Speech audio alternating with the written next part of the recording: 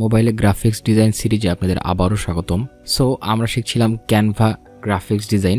Graphics design সিরিজের এই পর্বে থাকবে একটি ব্যানার তৈরি, অর্থাৎ অনলাইনে আমরা বিভিন্ন প্রকার ব্যানার দেখি, লিঙ্কডইন, তারপর হচ্ছে ফেসবুক কাভার, তারপর ইউটিউব কাভার আর্ট, এইসব যে ব্যানারগুলো থাকে এগুলো হচ্ছে আমরা কীভাবে তৈরি করতে পারি খুব সহজেই সেগুলো হচ্ছে দেখব। সো এর জন্য আমরা বেসিক্যালি ক্যানভা অ্যাপটা ওপেন করে নিব। ক্যানভা অ্যাপটা ওপেন করার পর বেসিক্যালি এখানে অনেক টেমপ্লেট দেখা যাচ্ছে। সো আমরা বেসিক্যালি যেহেতু স্পেসিফিক ব্যানার তৈরি করব সেক্ষেত্রে হচ্ছে আমরা এখানে সার্চ করব হচ্ছে লিঙ্কডইন।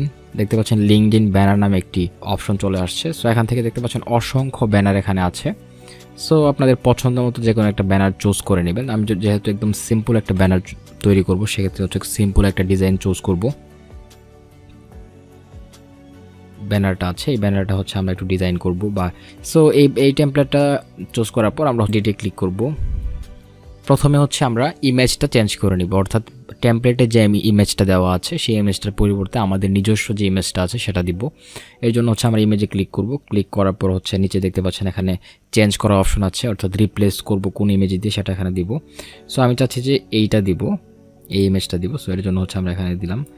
দেওয়ার পর বেসিক্যালি এখান থেকে আমরা সাইজটা ঠিক করে নিতে পারবো। আমি চাচ্ছি যে এটা এইভাবেই থাকবে। অলরাইট, সো দেখতে পাচ্ছেন যে ছবিটা কিন্তু সুন্দরভাবে বসে গেছে। এখন আমরা এই যে লেখাটা আছে এই লেখাটা আমরা এখন চেঞ্জ করব। সো লেখাটা লিখবো হচ্ছে নাবিদ হাসানস।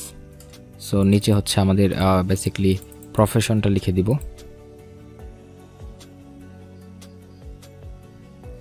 অলরাইট, দেখতে পাচ্ছেন যে আমরা এখানে নামটা লিখলাম, তারপরে হচ্ছে বেসিক্যালি আমাদের প্রফেশনটা যেটা সেটা নিচে লিখে দিলাম। ইভেন দো আপনি হচ্ছে এখানে নামটা বিভিন্ন কালারাইজ করতে পারেন, ইভেন এখানে আইকনটাও চেঞ্জ করে দিতে পারেন। সো আমি যদি আইকনে ক্লিক করি এবং এটা যদি ডিলিট করে দিই, আইকনটা ডিলিট করে দিচ্ছি। আইকনে ক্লিক করার পর উপরে দেখতে পাচ্ছেন ডিলিট আইকন। সো ডিলিট আইকনে ক্লিক করলে আইকনটা ডিলিট হয়ে যাবে।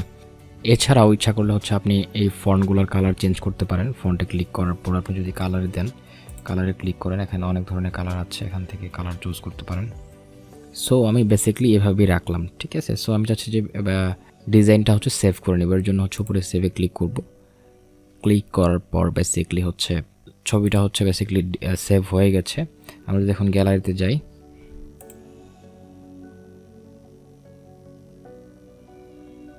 সো দেখতে পাচ্ছেন আমাদের ছবিটা হচ্ছে সেভ হয়ে গেছে। সেভাবে হচ্ছে বেসিক্যালি আমরা একটা ব্যানার ডিজাইন করতে পারি খুব সহজভাবে। সো এই ছিল আজকের ভিডিও। নেক্সট ভিডিওতে হচ্ছে অন্য একটা গ্রাফিক্স ডিজাইনের কাজ নিয়ে হাজির হব। সে পর্যন্ত সবাই ভালো থাকুন, সুস্থ থাকুন এবং আমাদের সাথেই থাকুন। Thank you all the best.